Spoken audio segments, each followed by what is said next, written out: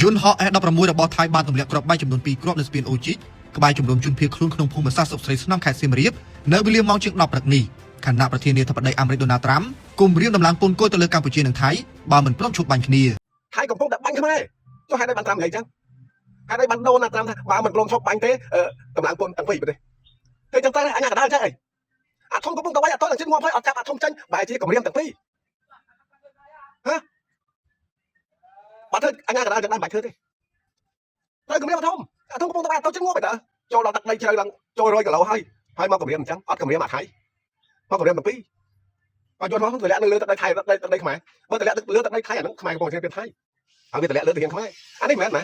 មកទម្លាក់លើក្បែរជនភៀសទៀតក្បែរជនភៀសទៀតហើយកន្លែងណាដុំកន្លែងណាសាលារៀនកន្លែងណាវត្តអារាមកន្លែងណាមន្ទីរពេទ្យកន្លែងណាផ្ទះធំគឺថៃបាច់ទាំងអស់ហេតុអីបានដូណាល់ត្រាំមិនគម្រាមបែរជាមកគម្រាមទាំងពីរគឺឡើងវិញខ្ញុំមិនដែលខាងនេះខ្ញុំសូមអំបររហូតខ្ញុំអំបរដូណាល់ត្រាំខ្ញុំអំបរអង្គការសហប្រជាជាតិរហូតថាជួយខ្មែរផងខ្មែរកំពុងតែវេទនាខ្មែរកំពុងតែត្រូវបានពួកអាចោសៀនជឿនពៀនចុះហេតុអីបានអន្តរជាតិមើលអត់ឃើញមើលមកឃើញ